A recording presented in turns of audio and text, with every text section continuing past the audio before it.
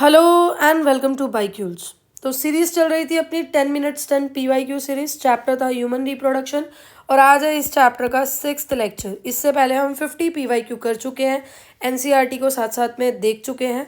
तो चलिए बिना टाइम वेस्ट किए आज का हमारा फर्स्ट क्वेश्चन है।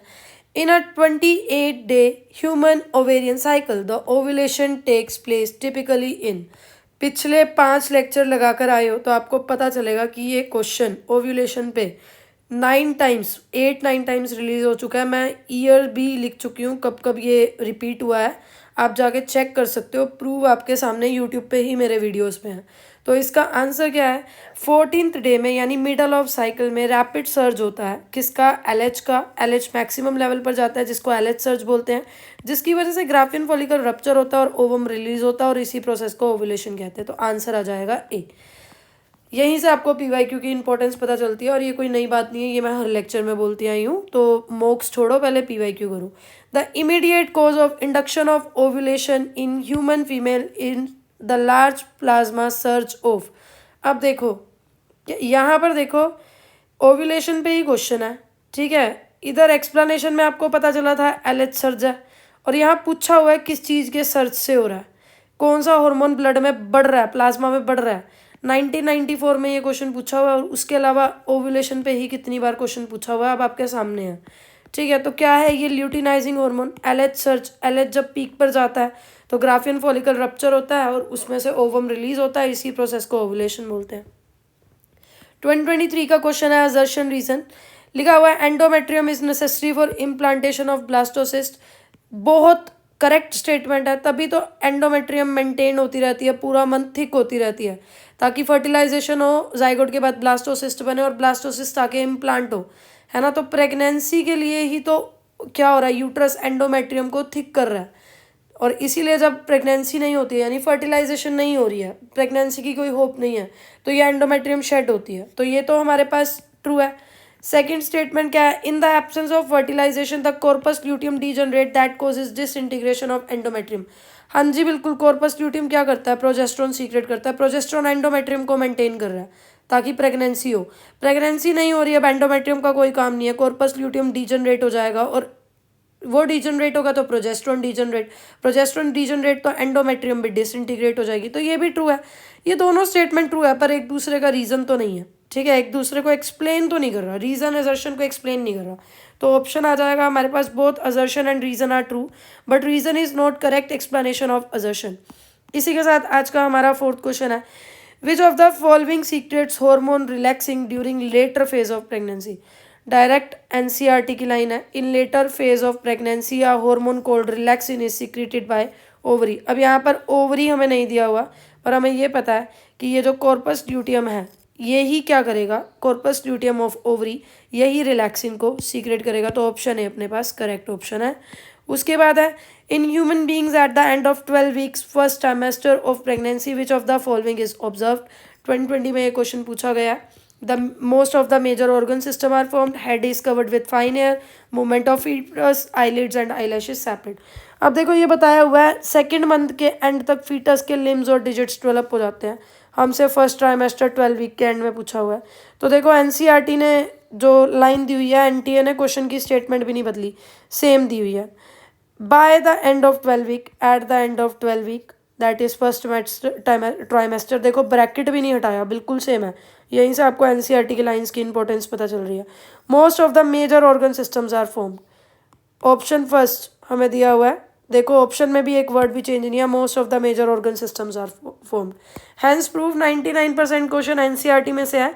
इवन लाइन वर्ड्स भी आगे पीछे नहीं है, कहीं ब्रैकेट लगा है तो ब्रैकेट लगा ही है, NTA ने ब्रैकेट भी लगा रखा है और आप इसे छोड़ छोड़कर मोक्स की तरफ जा रहे हो तो कभी भी क्लियर नहीं होगा। 3 4 5 जितने मर्जी ड्रॉप ले लो, कभी भी क्लियर नहीं होगा। क्लियर करने का रामबान इलाज ही यही है। आज का 6th क्वेश्चन है hormone secreted by placenta to maintain pregnancy. तो देखो प्लेसेंटा एंडोक्राइन एक्ट की टिश्यू की तरह एक्ट करता है यानी हार्मोन प्रोड्यूस करता है। ये हार्मोन्स कौन से हैं? ह्यूमन कोरियोनिक गोनाडोट्रोफिन HCG चारों में दिया हुआ है। ह्यूमन प्लेसेंटल लैक्टोजन HPL 3 में दिया हुआ है, तो ये चौथा ऑप्शन तो कट। उसके बाद ईस्ट्रोजन इसमें दे रखा है, इसमें दे रखा है, तो ये वाला ऑप्शन भी कट। अब B और C में से होगा। एंड प्रोजेस्टेरोन इसमें दे रखा है, इसमें नहीं दे रखा, तो अपना करेक्ट आंसर हो गया सी। अब आप ये देख सकते हो कि डायरेक्ट एनसीईआरटी की लाइन से है, ऑप्शन भी आगे पीछे नहीं है। अब देखो 2018 में पूछा प्लेसेंटा से हार्मोन कौन से सीक्रेट होते हैं। 2016 में था ये वाले hormone HCG, HPL, estrogen, progesterone, ये किससे सीक्रेट होते हैं। तो देखो जो यहाँ क्वेश्चन में है 2 साल बाद वो ऑप्शन में है। हर वीडियो में मैंने बोला है कि क्वेश्चन का ऑप्शन बन जाएगा, ऑप्शन का क्वेश्चन बन जाएगा, आएगा सभी PYQ में से, आएगा सभी NCERT में से। अब भी आपको मुश्किल रास्ता चुनना है तो बेशक चुनो, मैं तो सिर्फ बता सकती हूँ, कन्विंस कर सकती हूँ। तो इसका आंसर क्या आ जाएगा, प्लेसेंटा आ जाएगा। फिर देख लो, identify the correct statement about inhibin. Inhibin देखो मैं बता देती हूँ direct, inhibin granulosa cells, ovary के ग्रैनुलोसा सेल से रिलीज होता है और ये इनिबिट करता है FSH यानी फॉलिकल स्टिमुलेटिंग हार्मोन की सीक्रेशन को। तो अपने पास आंसर आएगा फर्स्ट है inhibit the secretion of LH, FSH, prolactin, नहीं ये तो सिर्फ FSH की करता है। Produce by granulosa cells in ovary, सही है। इनिबिट सिक्रीशन ऑफ FSH, बिल्कुल सही है। थर्ड दिया हुआ ग्रैनुलोसा सेल से प्रोड्यूस होगा पर LH की सिक्रीशन इनिबिट करा नहीं। 59 क्वेश्चन है, fertilisation in humans is practically feasible only if. कब है भाई फर्टिलाइजेशन फिजिएबल, कब होगी। डायरेक्ट क्वेश्चन दिया हुआ है, डायरेक्ट NCERT में लाइन दी हुई है, fertilization can only occur if ovum and sperms are transported simultaneously to ampullary region. अगर ओवम और स्पर्म एक साथ ट्रांसपोर्ट हो रहे हैं एम्पुला इस्थमस जंक्शन में, तभी फर्टिलाइजेशन होगी। This is why not all copulation lead to fertilisation and pregnancy. इसलिए हर सेक्सुअल इंटरकोर्स प्रेगनेंसी को लीड नहीं करता है, मतलब हर सेक्सुअल इंटरकोर्स से प्रेगनेंसी नहीं होती है। तो क्या लिखा हुआ है, sperms are transported into vagina just after release, नहीं भाई आफ्टर वाला कोई सीन नहीं है।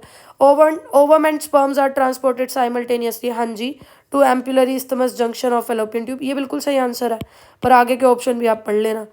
In human females meiosis 2 is not complete until, भाई अगर तुम पिछले लेक्चर लगा कर आए हो तो तुम्हें पता चल गया होगा सेकेंडरी oocyte से ओवम बनेगा जब मियोसिस 2 कंप्लीट होगी, कब, फर्टिलाइजेशन से बिल्कुल पहले।